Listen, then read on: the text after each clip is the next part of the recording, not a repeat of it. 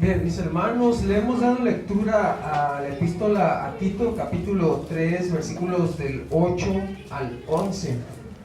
Vamos a estar meditando en esta lectura, en esta tarde. Así que surge una pregunta en todo eso, mi hermano.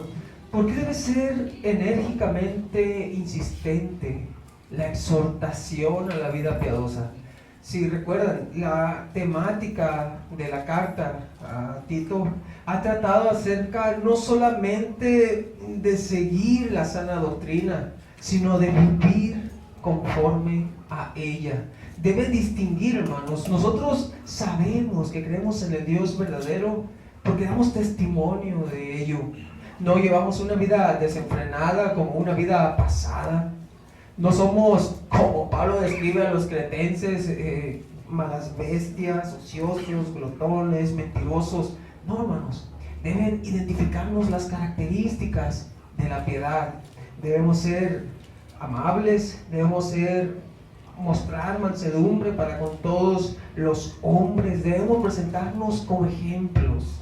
Ese es el propósito, hermanos, de la iglesia, ser ejemplo. Atraer a las masas, hermanos, a Cristo. Así que, ¿por qué debe ser tan insistente esta exhortación a la vida piadosa? Porque por medio de esta vida piadosa, nuestros pastores observan nuestra salud espiritual y toman las medidas necesarias para motivarnos a la piedad y hasta, de ser necesario, hermanos, medidas drásticas para la protección del rebaño. Es decir, habrá ocasiones, mi hermano, aquí en Nogales no se da, es fuera de Nogales, cuando entran personas en la congregación, pero que realmente no son de nosotros. Mis hermanos, estas personas no pueden ser caracterizadas como seguidoras de la sana doctrina porque no tienen una vida piadosa. Y los pastores tienen la labor de ejecutar la disciplina en la iglesia, como vamos a estar viendo aquí, mientras analizamos esta predicación a la cual he titulado Vivir piadosamente, una enérgica insistencia. Y vamos a estar viendo dos puntos, mis hermanos: lo que la vida piadosa procura y lo que la vida piadosa evita. Esto del énfasis, mi hermano, es que notemos cómo es que el liderazgo de la iglesia se debe desvivir por exhortar a los creyentes a vivir como Cristo. El título de cristiano, hermanos, se debe a eso. Debemos ser como Cristo. Y preguntémonos, hermano, analicemos nuestra vida. ¿Somos como Cristo? Leo el versículo 8 mientras vemos el primer punto, lo que la vida piadosa procura. Versículo 8, palabra fiel es esta, y en estas cosas quiero que insistas con firmeza, para que los que creen en Dios procuren ocuparse en buenas obras. Estas cosas son buenas y útiles a los hombres. La manera en la que este versículo empieza nos debe captar totalmente nuestra atención. Palabra fiel es esta. De hecho, el apóstol Pablo repite la palabra fiel en varias ocasiones en sus epístolas pastorales. La podemos ver en 1 Timoteo 1:15, hablando de que la palabra fiel verdadera es que Cristo vino al mundo a salvar a los pecadores. En 1 Tito 3, capítulo 3, versículo 1, acerca de anhelar el obispado, es anhelar una buena obra, una noble obra. Esto es una palabra verdadera, hermano, un dicho verdadero. La piedad para todo aprovecha, que lo vemos en 1 Timoteo 4:9, es palabra fiel y verdadera, hermanos, que la piedad para todo aprovecha. También 2 Timoteo 2:11, si morimos con Cristo, vivimos también con Cristo, para Cristo. Esto es verdadero. También penúltimo, Tito capítulo 1 versículo 9, refiriéndose al cuerpo de la sana doctrina, y le doy lectura: retenedor de la palabra fiel tal como ha sido enseñada, para que también pueda exhortar con sana enseñanza y convencer a los que contradicen. Mis hermanos, cuando nosotros escuchamos o leemos acerca de la palabra fiel, el autor inspirado está haciendo referencia a que lo que se ha dicho es verdadero, es digno de confianza, como si tradujésemos un amén, que esto es fiel y verdadero, ¿recuerdan? Asimismo, cuando el apóstol Pablo hace este tipo de énfasis, hermanos, debe captar totalmente nuestra atención en lo que se ha dicho anteriormente, lo que nos lleva en esta última ocasión en Tito capítulo 3 versículo 8. ¿Cuál es la palabra fiel y verdadera? Que nosotros éramos rebeldes, extraviados, estábamos en el mundo sin Dios, pero que por la obra del Espíritu Santo hemos sido regenerados, y lo que era totalmente imposible para nosotros, hermanos, esto es venir a Cristo, por el Espíritu de Dios fue posible. Hermanos, esto es fiel y verdadero. Así que, hablando acerca de eso y en esa línea de pensamiento, el apóstol Pablo insta a Tito a que él debe insistir con firmeza en esto, en estas cosas. Quiero que insistas con firmeza, y quisiera que analizáramos esta palabra, insistas con firmeza. El griego boulomai, hermanos, hay varios términos, varios verbos con los que se puede anotar primeramente el deseo, lo que quiero. En este caso, Pablo, quiero que insistas con firmeza. No usó el griego celo, que significa anhelo, deseo. También hay otro verbo, epithumia, que hablando acerca de deseo. Pero el verbo que Pablo utiliza aquí, mis hermanos, tiene una connotación aún mayor que estos dos verbos anteriores, y podemos verlo en Marcos capítulo 15, el uso que los escritores bíblicos dan a este verbo. Si usted busca ahí, Marcos capítulo 15, versículo 15. Y Pilato, queriendo satisfacer al pueblo, les soltó a Barrabás y entregó a Jesús. Mis hermanos, ¿cuál era el deseo de Pilato? En el versículo 12 leemos, respondiendo Pilato les dijo otra vez, ¿qué pues queréis que haga del que llamáis rey de los judíos? Y ellos volvieron a dar voces, crucificadle. Pilato les decía, pues qué mal ha hecho. Pero ellos gritaban aún más, crucificadle. Pilato, hermanos, reconocía que no había nada malo en Jesucristo, pero era tanto el interés, el deseo de Pilato de satisfacer al pueblo, que entregó al hombre que consideraba justo. Note eso, hermano. El deseo de Pilato superó a su propia conciencia de decir, este hombre es justo y merece justicia, y la justicia es que sea libre. Pero tenía tanto deseo de agradar al pueblo que lo entregó y quebrantó su propia conciencia. ¿Y cuál es el deseo entonces tan grande que el apóstol Pablo presenta? Que Tito inste con firmeza. Esa palabra significa confirmar totalmente, ser categórico, afirmar intensa y enérgicamente. De hecho, me llama la atención, hermanos, que el verbo está anotado en voz media, lo que significa que ese mismo verbo debe ser ejecutado sobre uno mismo. Es decir, Tito no se iba a lavar la mano, se iba a empezar a ver la conducta de sus congregantes. No, Tito tendría que confirmarse a sí mismo, tendría que analizarse a sí mismo. Es una invitación que Pablo siempre hace, analicémonos para ver si estamos en la fe. Tito debía afirmar la fidelidad de su rebaño a la sana doctrina y vida piadosa, producto de la regeneración, por la cual dejaron su vida pasada y ahora deberían andar en buenas obras. Pues él escribe, para que los que creen en Dios procuren ocuparse en buenas obras. La razón de la insistencia en la confirmación es que los profesantes de la fe en Dios muestren hechos de esa misma fe. Somos hermanos. Los hermanos, por ejemplo, hermano Hassan, que está en Hermosillo, sabe que es Poema, y muchos aquí, ¿no? Un editorial de libros cristianos. Poema, hermanos, significa, la connotación de este término es la hechura de Dios. Es el que se usa en Efesios capítulo 2, versículo 10, hablando de que nosotros somos hechura suya, creados en Cristo Jesús para buenas obras. Bien, nosotros somos ese poema, somos esta hechura suya, creados en Cristo Jesús. Así que, hermanos, ¿qué se espera de nosotros? ¿Que andemos en la vida pasada?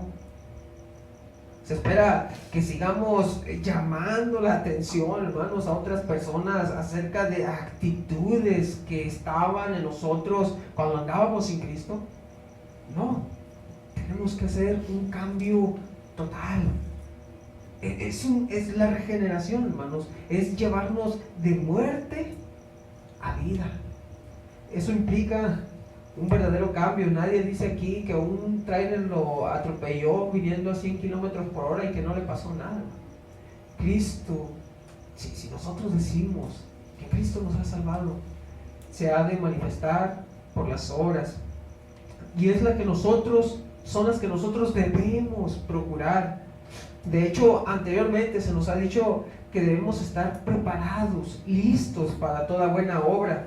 Y ese listos o preparado tiene que ver, hermanos, con un conocimiento previo y que busca ahora realizar buenas obras, obedecer a Cristo, amar a sus hermanos, mostrar mansedumbre hacia la sociedad en general. Esto está dirigido para aquellos que dicen creer que han recibido un nuevo corazón con la regeneración del Espíritu Santo, quienes también darán evidencia de su nueva vida en Cristo.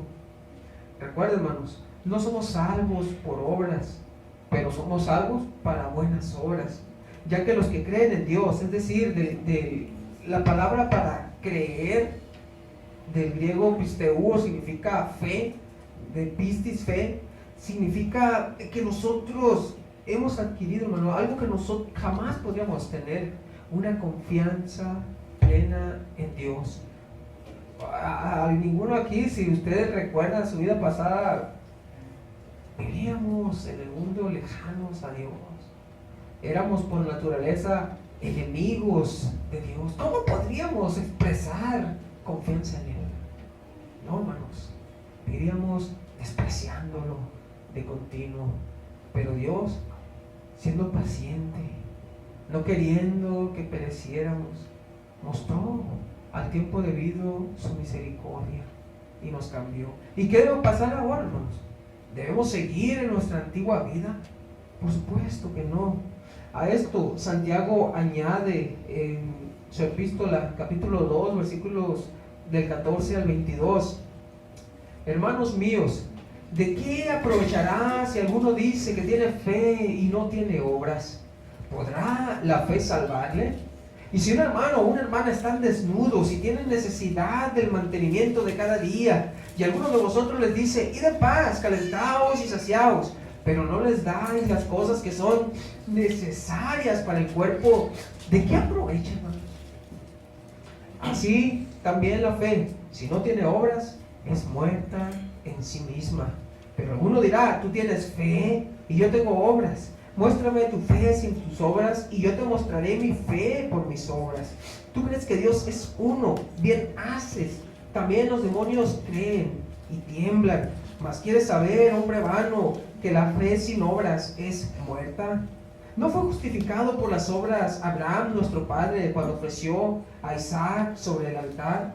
¿No ves que la fe actuó juntamente con sus obras y que la fe se perfeccionó por las obras? Hermanos, ¿podemos acaso nosotros mostrar fe y no obras? Vamos a buscar ese pasaje. Le voy a pedir que localice Santiago está después de Hebreos.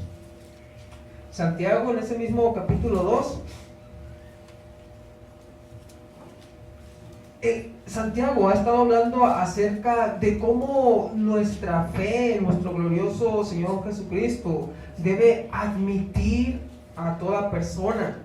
Claro, esto no significa, hermanos, que vamos a tolerar el pecado, sino que no debemos mostrar esa mansedumbre y debemos ser pacientes para con los demás. Pero en el versículo 14 hasta el versículo 25, hermanos, se empieza a narrar una temática acerca de cómo es que nuestra fe es manifiesta por nuestras obras. De manera que si nosotros decimos tener fe y no tenemos obras, somos mentirosos y el amor de Dios no está en nosotros. Así que, hermanos, el seguir la vida piadosa, el practicar la fe, el mostrar buenas obras, procurar hacer las buenas obras, esas cosas son buenas y útiles. Así que las actividades de la vida piadosa son nobles y excelentes. Además de eso, hermanos, son útiles. La misma palabra por la que se traduce provechosa en 1 Timoteo capítulo 4 versículo 8, y la raíz de la palabra indica amontonar, acumular, implica, hermano, en tanto como una especie de riqueza que nos beneficia. Y ahí, si vamos a 1 Timoteo capítulo 4 versículo 8, que el ejercicio corporal para poco es provechoso. El pasaje no está diciendo, hermano, que no hagamos ejercicio, ¿no? Está poniendo un énfasis aún más grande que en el simple hecho corporal, el ejercicio corporal, el que nosotros anhelemos y busquemos ejercitarnos en la piedad. Y nos dice este versículo: pero la piedad para todo aprovecha, pues tiene promesa de esta vida presente y de la venidera. Mientras que el ejercicio corporal aprovecha muy poco porque se refiere a nuestra vida terrenal, a nuestra salud, a nuestra complexión, el ejercitarnos para la piedad, hermanos, tiene repercusiones eternas. Jesucristo decía: amad pues a vuestros enemigos y haced bien y prestad, no esperando de ello nada, y será vuestro galardón grande, y seréis hijos del Altísimo, porque Él es benigno para con los ingratos y malos. ¿Por qué razón debemos perdonar al que peca contra nosotros? ¿Por qué razón debemos aceptar las ofensas, aceptar al ofensor, hermanos, y perdonar?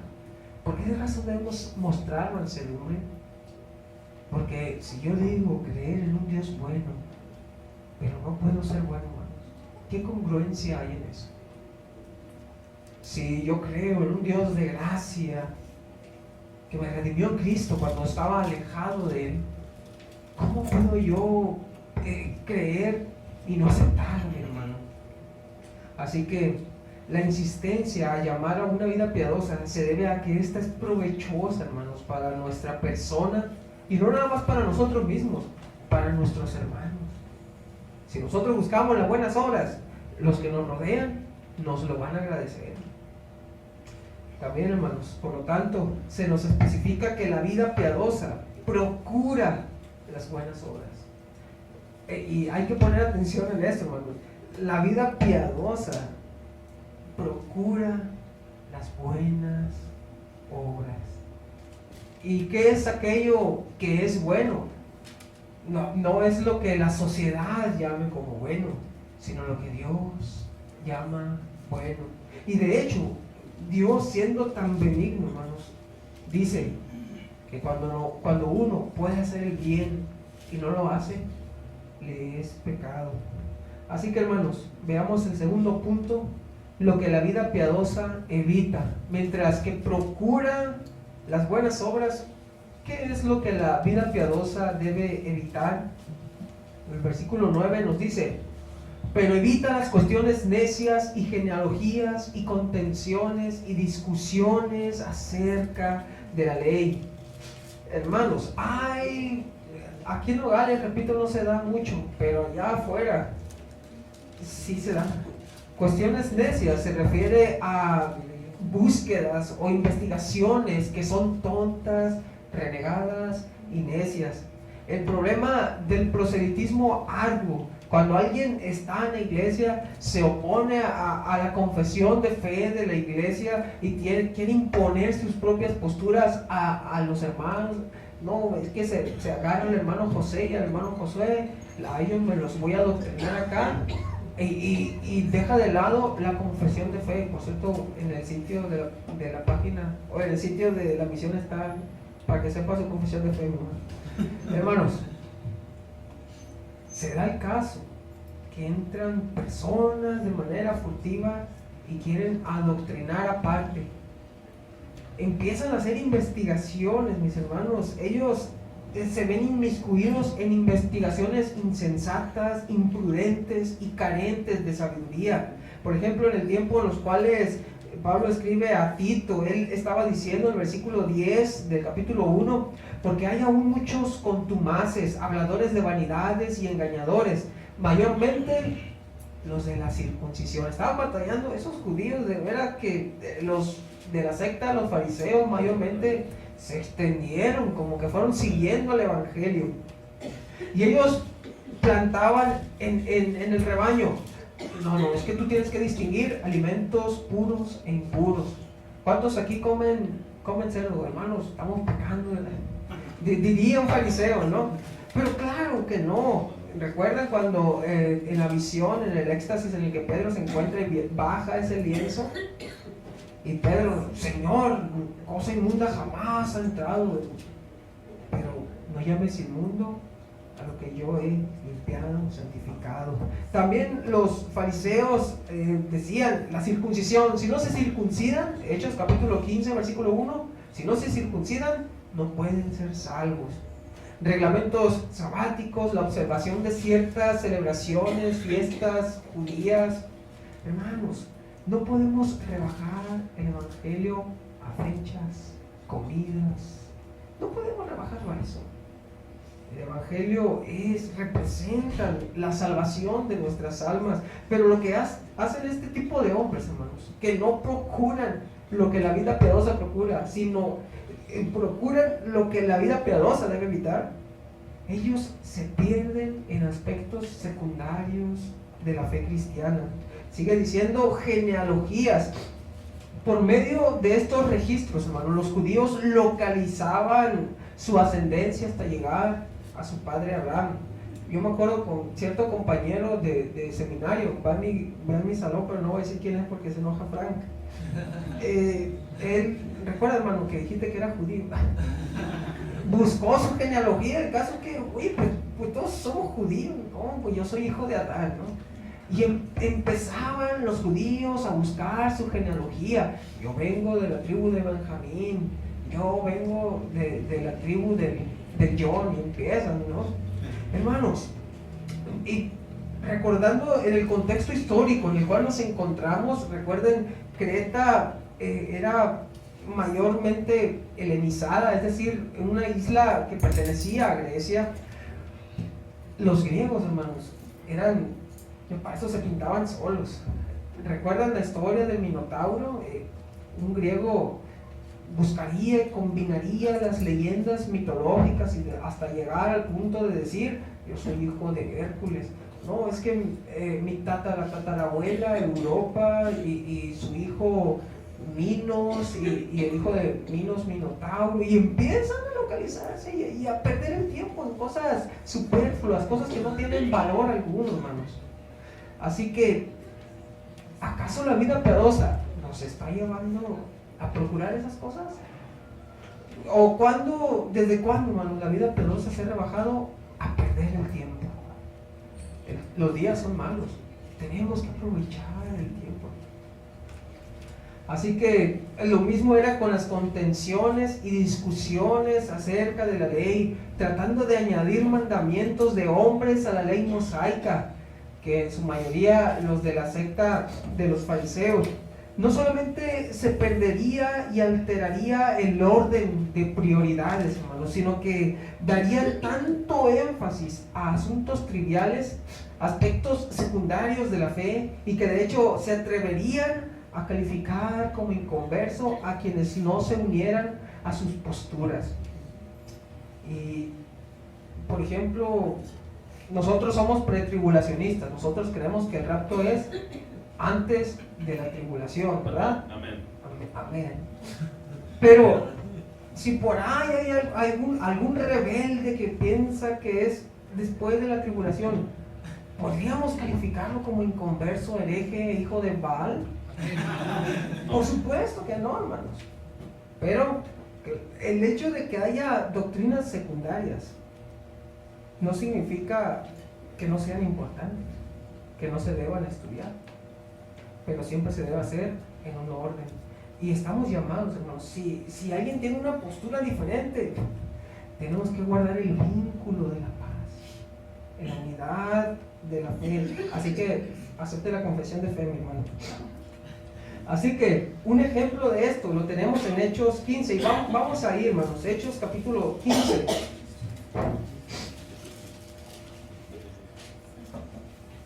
Hechos capítulo 15, versículo 1. Entonces algunos que venían de Judea enseñaban a los hermanos: si no os circuncidáis conforme al rito de Moisés, no podéis ser salvos. Eso decían, hermanos, pero es que la fe o la salvación es por fe, no por obras, para que nadie se... No pueden ser salvos, y se aferran ahí, ¿no? Pero, ¿qué es lo que pasa? Aquí en el capítulo 15, quizá algunos tengan un encabezado: el concilio en Jerusalén. Se reúnen los ancianos y los apóstoles y llegan al acuerdo. Realmente la salvación no es por la circuncisión, es por la fe en Jesucristo. Pero la doctrina secundaria debe de estudiarse y debe darse el valor que verdaderamente tiene. Pero cuando alguien se está extraviando y rebajando ese valor a la pérdida descomunal de tiempo, hermano, y mostrando su viejo hombre, ¿no?, la manera en que se aferran a ciertas cosas, no, hermanos, estamos rayando en lo ridículo. Así que actualmente, hermanos, hay muchas criaturitas del Señor que se aferran a esto. Bueno, no voy a dar ejemplo porque yo amo a mi hermano. Que si se es o no se es o no pre o post tribulacionista, pre o amilenialista, tri o bipartita, que si Adán tenía o no tenía ombligo. No tenía, eres un hereje, te vas a ir al infierno. No, hermanos, ¿podemos acaso creer al evangelio de la salvación por medio de Cristo y mantener una actitud así? No, hermanos, tenemos que darle el valor que tiene, pero recordando, somos llamados a guardar el vínculo de la paz. Así es como manifestamos una vida piadosa.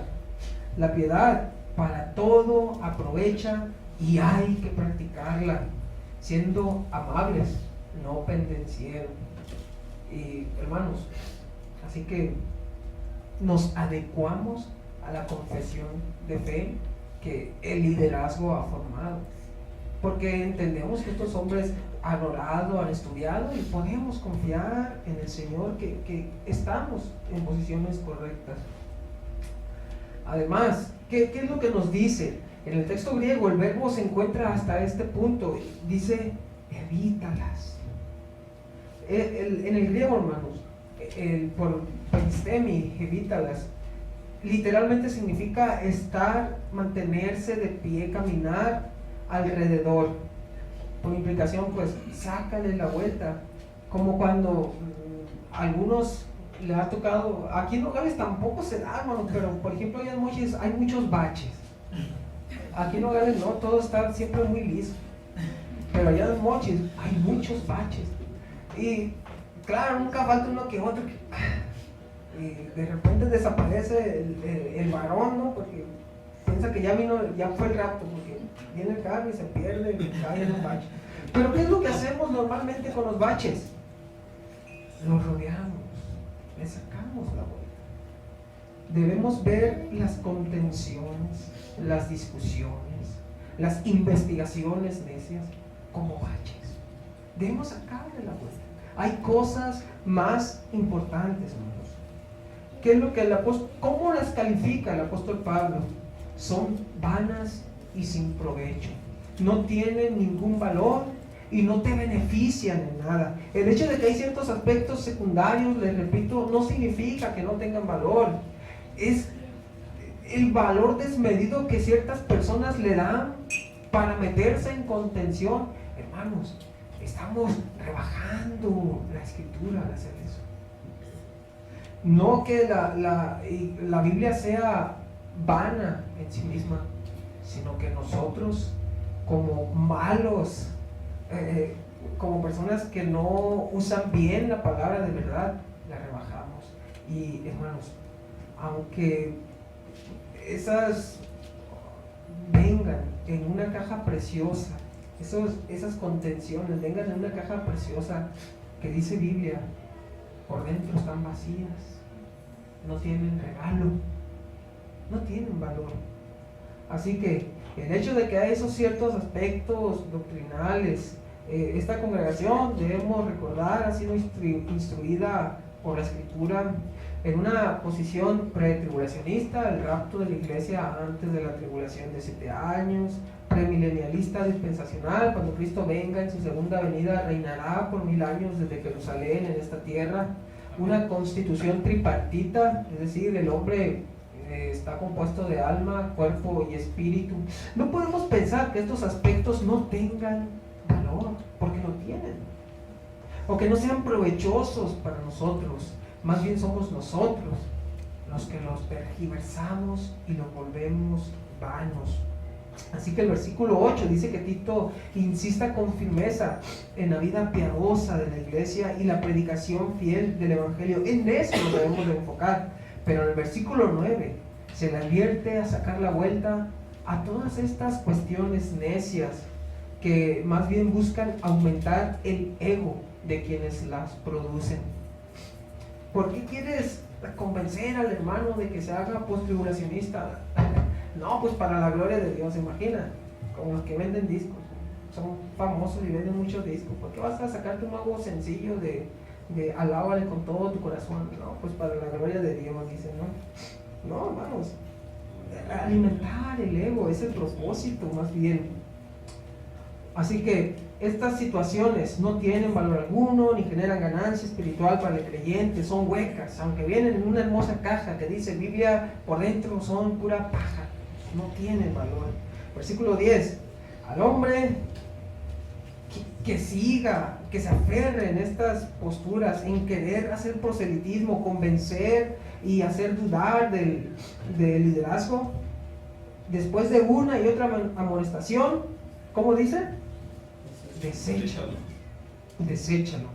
¿Cuál es el hombre que causa divisiones? En el griego, hermanos, el término que se utiliza aquí, algunos lo traducen como el hereje, el hombre hereje, después de una y otra amonestación, deséchalo. La palabra, el verbo que se utiliza ahí, hermanos, tiene la idea de alguien que es cismático, alguien que produce una división, alguien que por no acatar a la autoridad de la iglesia, sino querer imponer su propia autoridad, sus propias posturas, sus propias opiniones, no le interesa desquebrajar al rebaño y romper la unidad de la fe.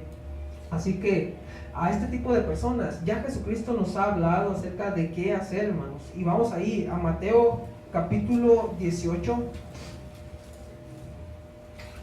Mateo capítulo 18. Discúlpenme, hermanos, que me estoy derritiendo.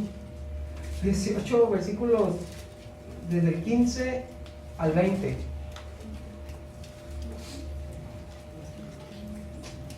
Por tanto, si tu hermano peca contra ti, ve y repréndele estando tú y él solos, y Si te oyere, has ganado a tu hermano. Mas si no te oyere, toma aún contigo a uno o dos, para que en boca de 2 o 3 testigos conste toda palabra. Si no los oyere a ellos, dilo a la iglesia. Y si no oyere a la iglesia, tenle por gentil y publicano. De cierto os digo que todo lo que atéis en la tierra será atado en el cielo, y todo lo que desatéis en la tierra será desatado en el cielo. Otra vez os digo que si 2 de vosotros se pusieren de acuerdo en la tierra acerca de cualquiera cosa que pidieren, les será hecho por mi Padre que está en los cielos. Porque donde están 2 o 3 congregados en mi nombre, ahí estoy yo en medio de ellos. Hay tanto que decir de este pasaje, hermano, pero no nos compete en este tiempo, como ciertas malas interpretaciones que dan a estos versículos. Notemos el orden en el cual Cristo instituye la manera de disciplinar, la manera de llevar a cabo, por ejemplo, cuándo saber que verdaderamente hay que expulsar a alguien. Primero es, estando tú y él solos, habla con él. Si te oyere, has ganado a tu hermano. Si no, debes llevar a 1 o 2 testigos. Si te oyere, has ganado a tu hermano. Si no, debes decirlo a la iglesia. Hermanos, esto no se hace con un corazón duro. Esto no se hace con el afán de querer sacar a ese hermano que tienes cristianamente entrado, ¿no? No. Debemos mostrarnos con misericordia. Debemos mostrar, somos buenos porque Dios es bueno, nos llamó por su bondad, y es lo que nos dice Tito en el capítulo 4. Pero cuando se manifestó la bondad de Dios nuestro Salvador y su amor para con los hombres, nos salvó. Nuestro interés, hermanos, es que ninguno se pierda, pero también es proteger a los otros miembros de la congregación, a los cuales cierta personita, criaturita del Señor, por querer ser insensata, puede perder. Tenemos que proteger al rebaño. Así que cuando se desecha, no se refiere a hacerlo algo frío, sino hacerlo como Judas también nos dice, teniendo misericordia con temor. También el apóstol Pablo escribió a los corintios que debemos, cuando la expulsión sea la única medida a tomar, nosotros no sabemos si quizás después el Señor le conceda arrepentirse. O sea, le tratamos como gentil. No se refiere al hecho de que mostramos desprecio hacia Él. De hecho, podría quizás seguir viniendo, dependiendo qué tipo de actitud sea, quizás podría seguir viniendo mostrar una vida piadosa. Aunque debemos predicar el Evangelio y es principal que por nuestros labios sean pronunciadas las verdades de Cristo, por nuestra vida, hermanos, por nuestro testimonio, también evangelizamos. Incluso a uno que estaba con nosotros, pero que en realidad no era de nosotros. Así que habrá ocasiones en que la disciplina tiene que ser dada, se tiene que aplicar la disciplina. Así que Pablo dice a Timoteo, en 2 Timoteo 2, del 14 al 16, recuérdales esto, exhortándoles delante del Señor a que no contiendan sobre palabras, lo cual para nada aprovecha. No les va a dejar ninguna ganancia, sino una pérdida de tiempo, hermanos, sino que es para perdición de los oyentes. Procura más bien con diligencia presentarte a Dios aprobado, como obrero que no tiene de qué avergonzarse, que usa bien la palabra de verdad, mas evita profanas y vanas palabrerías, porque conducirán más y más a la impiedad. Dentro del cuidado pastoral, hermanos, los ministros tienen que proteger al rebaño y al estar al pendiente de la vida piadosa y de alguien que no procura lo que la vida piadosa debe procurar, sino más bien sigue las cosas que debiera evitar, debe tomar medidas, porque es como un cáncer, hermanos, que puede confundir a los demás miembros. ¿Y qué nos sigue diciendo el apóstol Pablo aquí en Tito, versículo 11? Sabiendo que el tal se ha pervertido y peca y está condenado por su propio juicio. Primeramente, hermanos, cuando él dice sabiendo, no se refiere a que si por ahí se murmura que el hermano anda en desobediencia en ciertas cosas y que se le ha visto hacer algo escandaloso. Oye, ¿y quién te dijo eso? No, pues una señora que iba pasando, no sé quién sea. No, hermanos, el verbo sabiendo aquí es conocer plenamente. Esa es la idea. Y hay dos verbos para saber o conocer. Uno es el que se usa aquí, eido, y otro es ginosco, de conocer. Pero hablando de esto, si vamos a Juan capítulo 8, podemos notar la diferencia entre estos dos verbos. Juan 8:55, acerca de ginosco y de eido. Jesucristo está hablando acerca del Padre y su preexistencia. Él dice en el versículo 55, pero vosotros no le ginosco, es el verbo ahí, no le conocéis, mas yo le eido, es el verbo que se utiliza. Mientras que ustedes en ginosco se trata más bien de algo progresivo, un aprendizaje que es un periodo en el cual va aumentando. El eido se refiere a algo que conoces plenamente, a totalidad. Jesucristo conoce al Padre como nosotros no podemos conocerle. Ahora, volviendo a nuestro pasaje, cuando él dice eido, sabiendo que el tal se ha pervertido, se refiere a la seguridad que debe existir para dar cabida a la disciplina. O sea, no es por rumores, mi hermano. No es porque hoy se está rumoreando que el tal hermano está yendo, no sé, para allá, ¿no? Con los primos. No, hermanos, tenemos que conocer totalmente, porque la disciplina no se ejecuta, hermanos, por rumores. Así que cuando es del pleno conocimiento que el tal se ha pervertido, que se ha corrompido y que la sanidad que supuestamente tenía se ha visto disminuida, decayente, deplorable, porque ahora busca más bien estar contaminando a otros y quitando el tiempo a otros. Está pecando, hermanos, porque el tal, al sembrar discordia en la iglesia, está faltando así contra el mandato en Efesios capítulo 4, versículo 3. Solícitos en guardar la unidad del Espíritu en el vínculo de la paz. Eso debe definirnos. Que debemos estar prestos, anhelando guardar la unidad. Pero no, alguien que no guarda la unidad, hermanos, es alguien que habla en contra del liderazgo de la iglesia. Alguien que no guarda la unidad del Espíritu en el vínculo de la paz, es alguien que empieza a esparcir sus propias ideas, conociendo que hay un cuerpo de doctrinas que ya la iglesia ha aceptado.